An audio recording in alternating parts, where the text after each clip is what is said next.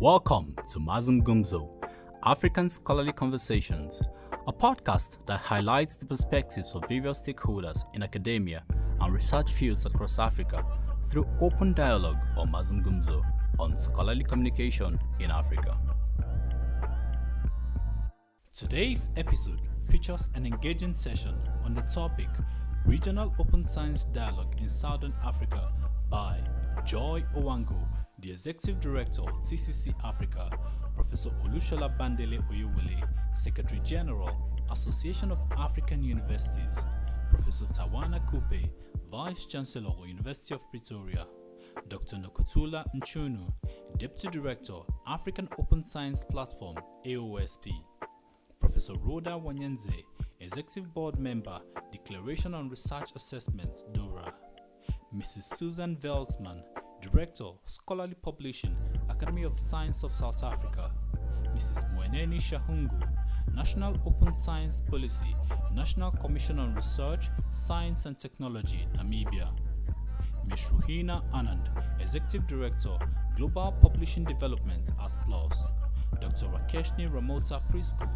Acting Deputy Director General, Technology Innovation, Department of Science and Technology at the University of Pretoria, Dr. Peggy Boateng, Executive Secretary, African Academy of Sciences, Professor Rafouz Ismail, Senior Researcher, Center for Science and Technology Studies, University of Leiden, and Associate Fellow, University of Sussex, Professor Madara Ogot, Chief Executive Officer, Ubuntu Alliance, Dr. Lucien Abrahams, Director, Link Center, University of the Witwatersrand, Ms. Ellen Tise, Chairperson of the Board, South African National Library and Information Consortium, SANLIC, Dr. Clifford Nzumani, Deputy CEO, National Research Foundation, South Africa.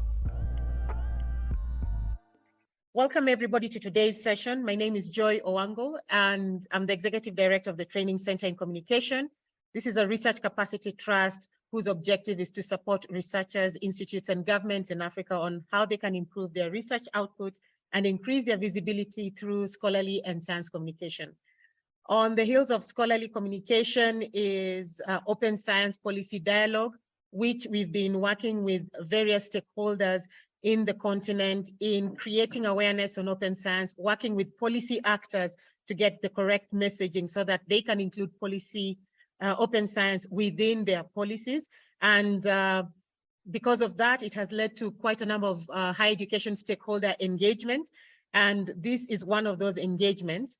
This is one of those engagements, with the first ones having started early last year in Eastern Africa, in Tanzania, hosted by the University of Dar es Salaam. Then we had a second one hosted at the British University in Egypt, in Cairo, and now this is the third one, which is now co-hosted by University of Cape Town and also University of Pretoria, who is now where we are physically located today. So why are we having these conversations? We've noted that there's been a bit of a mismatch in communication in the first place, but also lack of cohesive communication amongst the stakeholders. So we felt as a capacity, as a trust, that we needed to bring in all these higher education stakeholders at a go to have one voice, one cohesive conversation in regards to open science. In this case, we're looking at policy actors. So whether it is government institutions, whether it is library consortia, whether it is ranking institutions, and also ministries of higher education, so that they can have one voice when it comes to the conversation on open science. And then at the end of the day, this is going to be relayed to vice chancellors. And if it is going to be relayed to vice chancellors, who in turn will have these open science mandates within their institutes, it's also important to invite them and their leadership in these conversations. And that is why in this particular meeting, we have the representation from the Association of African Universities, our co-partners. We have the African Open Science Platform. We also have representation from the Declaration on Research Assessment, because one of the biggest issues that have arisen when it comes to open science dialogue is research assessment and how that can be incentivized, which will be, incentivization will be really pretty much the first aspect of today's workshop.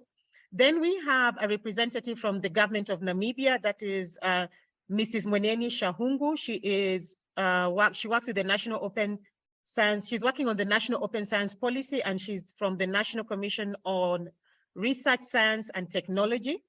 And we have our partners, PLOS, so represented by Ms. Rohina Anand. And at the same time, we also have a representation from the Africa Academy of Sciences. As I said, it is important to have all these stakeholders speaking one voice. And this will be represented by Dr. Peggy Botang, the Executive Director. And we have Professor Rofals Ismail, and he's a senior researcher at CWTS at the University of Leiden. It should be noted that the University of Leiden is one of the ranking institutions, but what makes them very unique is that they are also critiques of the various rankings of university ranking classifications. And they are one of the earliest adopters of open science and open access within their systems for ranking universities.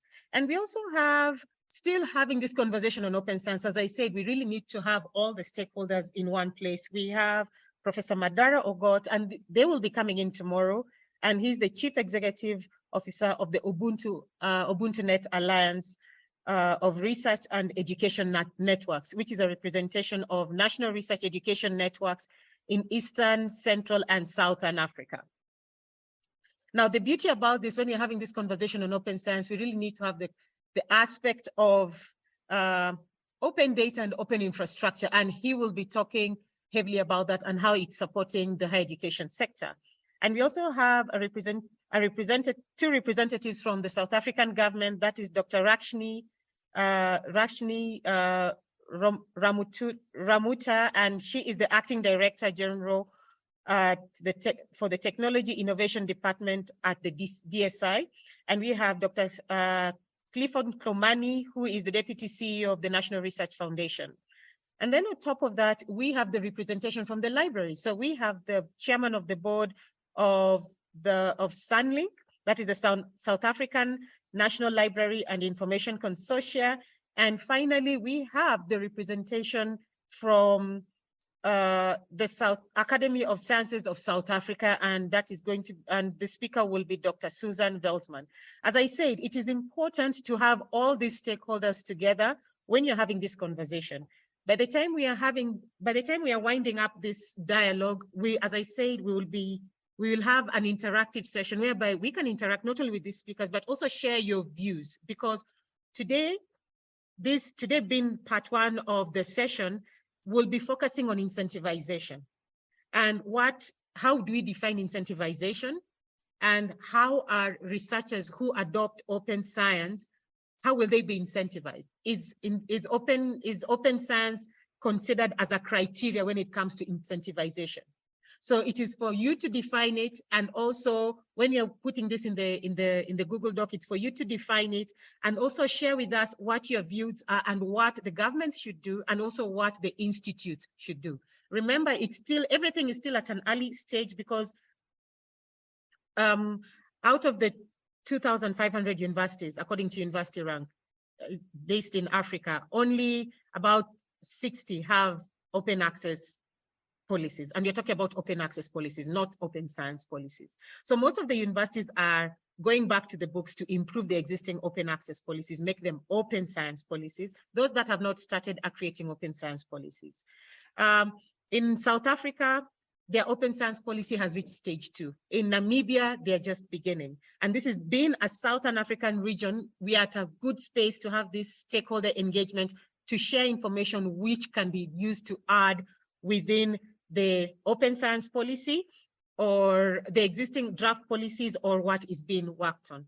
So without further ado, we are going to start with a recording from our host, who is Professor Kupe, the Vice Chancellor of University of Pretoria. So bear with me a minute as I load up the video.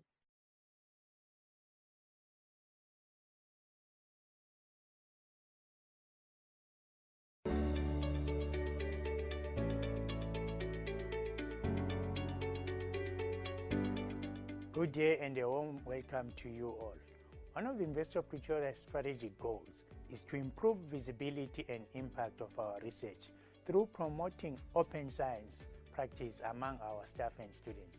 In 2022, the University of Pretoria's Faculty of Health Sciences and Library Services hosted the first inter-institutional open science workshop in collaboration with the Training Center in Communications, TCC, Africa and Public Library of Science, PLOS. The 2022 workshop enabled a structured and impactful engagement of open science key stakeholders, open science leaders and key players within higher education institutions in South Africa. A crucial step towards ensuring successful implementation of the South African open science policy while leaving no one behind. We are now expanding this engagement regionally to Southern African higher education institutions and their stakeholders.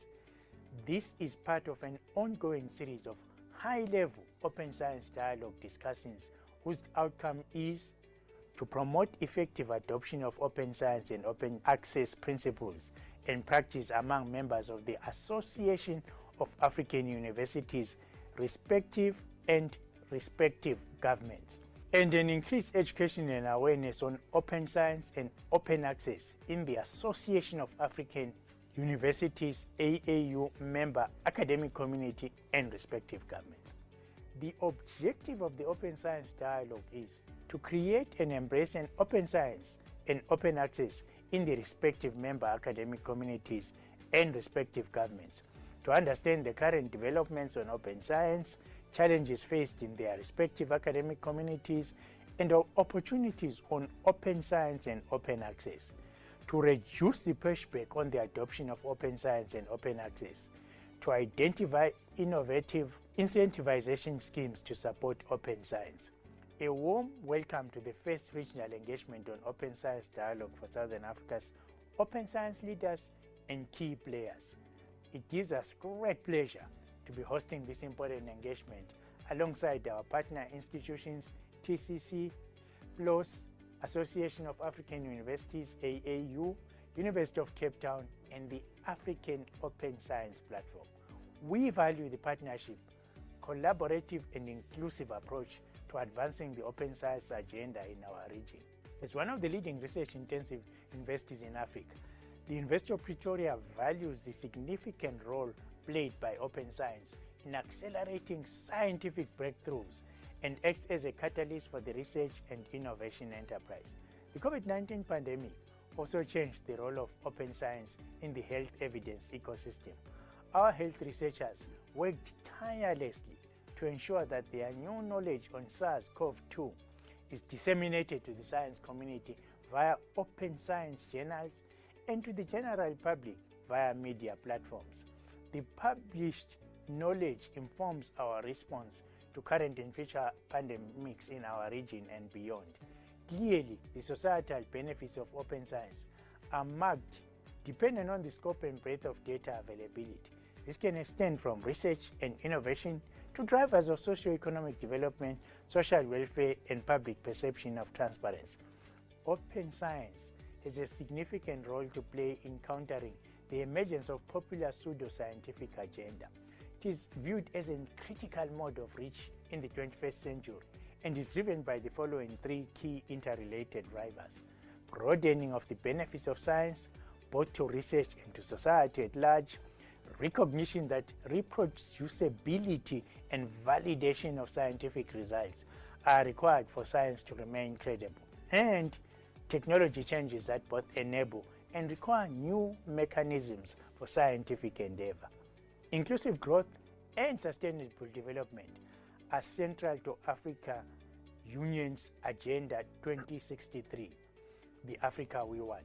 The role of open, collaborative science, technology, and innovation central to open science policy is critical, from disaster preparedness and prevention to biodiversity, conservation management, and climate resilience.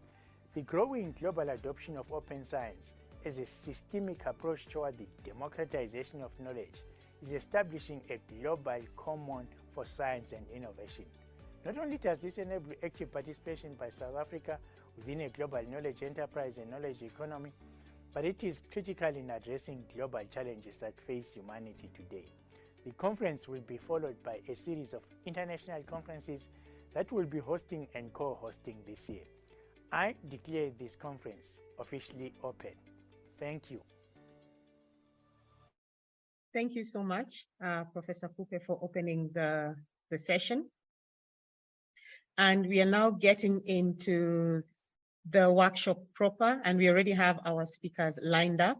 Our next speaker is Ms. Nodumo Dhlamini. She'll be representing the Executive Secretary from the Association of African Universities. I hope you're ready to make your presentation. Yes, thank you very much. I hope I'm audible. Please confirm. Yes, you are very audible. Please continue. Yes, I'm making this speech in place of Professor Olushola Oyewole, the Secretary General for the Association of African Universities. Vice Chancellors, Rectors, Deputy Vice Chancellors, and other institutional heads gathered here, colleagues from various African higher education institutions, our distinguished speakers for today's session, representatives from development partner organizations, private sector representatives, international higher education experts and consultants, invited guests, friends of the media, ladies and gentlemen, all protocols observed. I warmly welcome you to the third in the series of our Open Science Dialogues. The theme for this meeting is Actionable Next Steps on Implementation for Higher Education Institutions and Stakeholders. This theme was carefully chosen to highlight to us what we need to do to make our research processes as higher education institutions more transparent and efficient for the benefit of the academic community and more widely the entire continent. In the new normal of post-COVID-19, the world has become digitally dependent. Indeed, not everything about COVID-19 has been negative.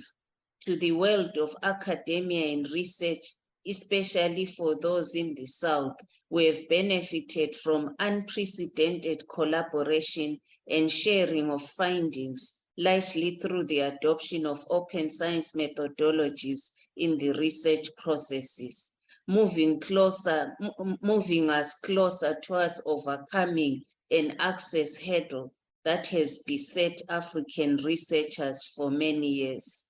Throughout these regional dialogues, we've had the opportunity to feature valuable insights, key issues, and the various information that we need to understand what open science entails, as well as the benefits we can accrue by adopting open science practices.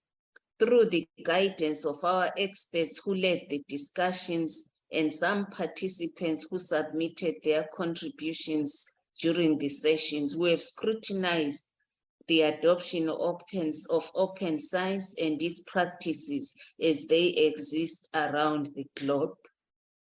We've realized that in Africa, for example, the process being adopted by South Africa at the national level to have a policy for the higher education and research institutions was emphasized. We also discussed viable alternatives, existing platforms, infrastructure funding, and networks that support open science for the benefit of universities and researchers who wish to adopt open science. Contrary to the fear and apprehension some of us had at the beginning towards open science, I'm confident everyone here who joined us throughout these dialogues has become convinced that open science is the way to conduct research.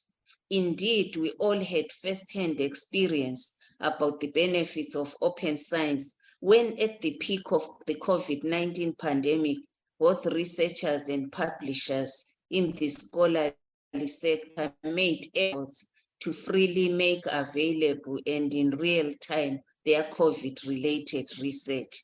This was in a bid to help stem the rising tide of infections. Distinguished ladies and gentlemen, that was a taste of what can be achieved when open science tenets are embraced within our institutions.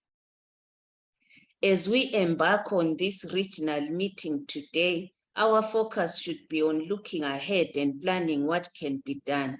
I will therefore take this opportunity to start the conversation by turning attention to a few areas and initiatives that the Association of African Universities, in short AAU, will be focusing on in ensuring that open science brings benefits to the higher education institutions and research centers in Africa. Firstly, as the AAU, we have established the AFRIT network. AFRIT is the Africa Research, Innovation and Development Network, which has been created to bring together African institutions and researchers that are willing to work together towards generating a critical mass of both expertise and knowledge to effectively support developmental initiatives on the continent. To be able to work together, researchers must be willing to share data, methodologies, and findings, as well as involve others in their research processes, making sure the entire enterprise is very transparent. This, in the simplest expression, will be embracing the tenets of open science. AAU, through the AFRIT network, will vigorously promote open science and generate network-wide policies that support open science in order to create critical knowledge bases along with expertise to support the Continental Development Initiative. I therefore urge all here to identify their research niches and join your colleagues in the respective AFRIT groupings. Secondly, is the Africa Continental Publishing Platform. One of the pillars of open science is open access. The AAU, in collaboration with UbuntuNet Alliance, a regional research and education network, is providing a cloud-based platform to host institutional journals. This also involves the University of Cape Town. This will support all higher education institutions and research centers that do not have the capacity to host their journals, and those that currently only operate hard copy forms of journals to access a more convenient and effective alternative. The platform will provide a one-stop shop of research from Africa and about Africa. I recommend that all institutional managers here present carefully consider the numerous benefits this platform offers, key among them being the extra visibility to their scholarly output, in addition to supporting the open science tenets that we are promoting here. Thirdly, the database of African theses and dissertations, including research. We call it the DATAD-R platform. It was set up to harvest postgraduate level theses and dissertations from African higher education institutions. This platform provides an excellent opportunity for us to showcase credible and indigenous research that is normally left hidden on our library shelves and lockers. Even though most of these are created digitally initially, they end up in hard copy forms and are eventually lost due to their physical locations. I therefore urge institutions to take advantage of our DATAD-R program to set up their institutional repositories so they can share these theses and dissertations via the DATAD-R digital window. Aside these three that have presented as simple initiatives by the AAU to support aspects of the open science adaptation processes and help fast-track uptake of the noble recommendations from UNESCO, there is more that still needs to be done by all of us at institutional and individual levels. For instance, the adoption of institutional policies and a culture of open science practices. We've realized that there's a general lack of awareness of the benefits and importance of opening our research processes. This leads to reluctance to accept the change in the research workflows. There are perceptions that adoption will be time-consuming and an added responsibility with no remuneration. Finally, there are no clear policies defining reward systems for those who promote and embrace open science. We are therefore calling on institutional leaders to take the bull by the horns and initiate policies to address these fears and challenges and create enabling environments that will support open science implementation in their communities.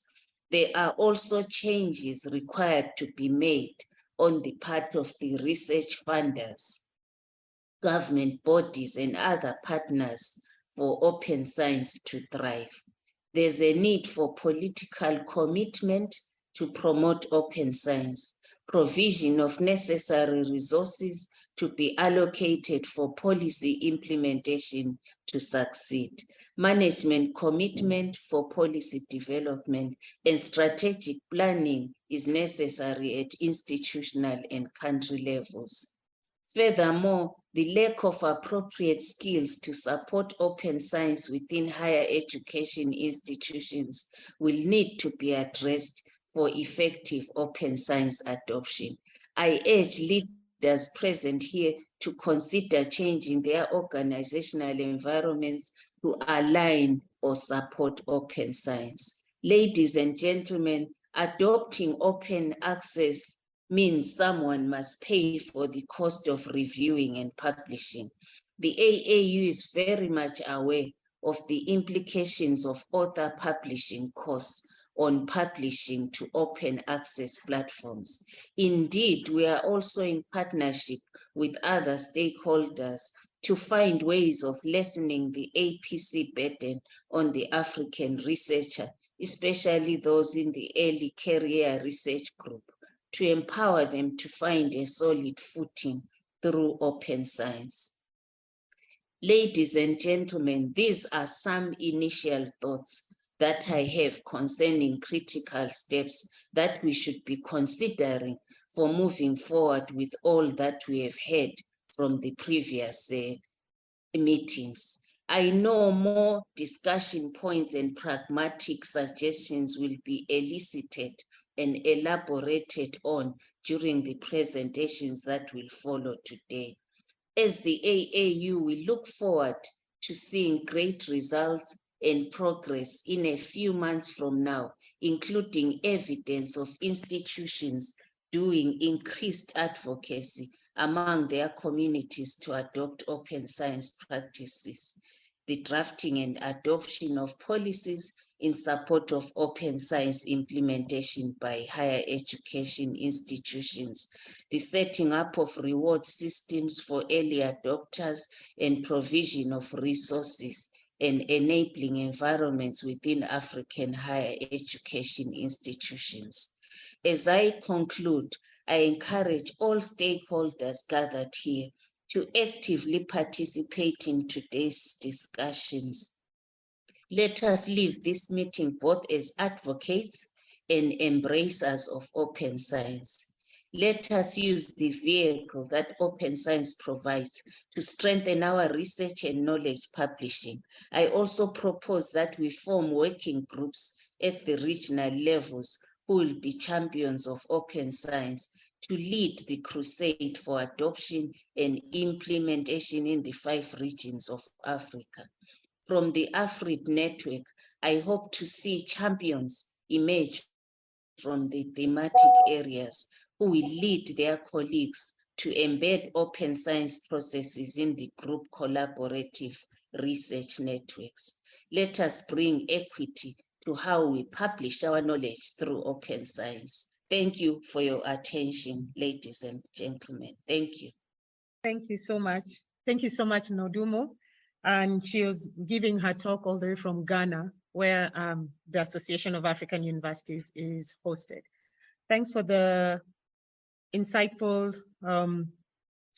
opening remarks as we get into the session today. Thanks for joining us on today's episode of Mazam Gumzo Podcast. Be sure to subscribe and follow us on all our channels for more updates and for candid stories by researchers, policymakers, higher education leaders, and innovators on their journeys. See you in our next episode.